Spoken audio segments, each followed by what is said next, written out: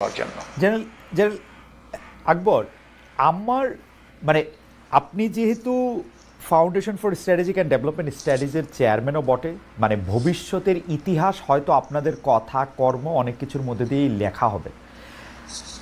এখন একজন সেনাপ্রধান তিনি সরকার প্রধানের কাছে আনুগত্যের শপথ নিলেন, সরকার প্রধান তাকে একটা কাজের মধ্যে ডাকছেন, সেই কাজটা তিনি না করে, মানে কজ যাই থাক, তিনি যে বন্দুকের নল ঘুরিয়ে দিলেন, এইটা সেনাবাহিনীর ভিতরে বা ভবিষ্যতের সেনাপ্রধানদের যে কাজ বা কর্মে সেটা প্রভাব বিস্তার করবে কিনা, আমরা এই সেনাপ্রধানকে আর বিশ্বাস করব কিনা যে সেনাপ্রধানের ওনার যখন কোনো একটা রাইটিয়াস ডিসিশন নিতে হবে, উনি তো সরকার প্রধানকে বলে আসবেন আমি আপনাকে প্রোটেক্ট করতেছি, তারপর উনি প্রোটেক্ট করবেন না, যেটাকে বন্দুকের নল ঘুরিয়ে দেওয়া বলা হচ্ছে।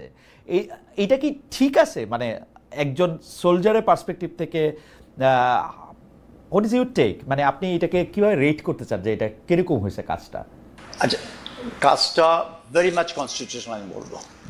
মিলিটারি স্ট্র্যাটেজির কিন্তু দুইটা কম্পোনেন্ট আছে, একটা হলো এক্সটার্নাল থ্রেট আর একটা হচ্ছে ইন্টারনাল থ্রেট। এই কেসটা কিন্তু বিবেচনা করা হবে ইন্টারনাল থ্রেট কনসেপ্ট থেকেই।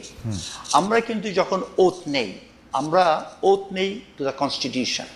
আপনি জানেন joint chiefs of staff of America উনি কি বলেছিলেন, we don't take oath for a person, for a king or a queen or a president.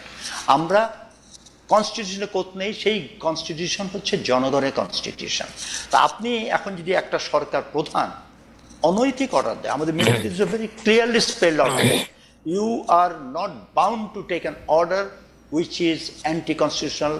সেটা এখন আমাকে যদি একটা সৈনিককে বলা হয় তুমি একে গুলি করো, হ্যাঁ, সে যদি শত্রু না হয়, সে আমাদের দেশের জনগণ, একজন সিটিজেন, তাকে যদি আমি অনৈতিকভাবে without any cause, without any reason আমি গুলি করি, আমার সিনিয়র অফিসার অর্ডার করলেও কিন্তু আমি দায়বদ্ধ থাকব কেন আমি এই ইনহিউম্যান কাজটা করলাম।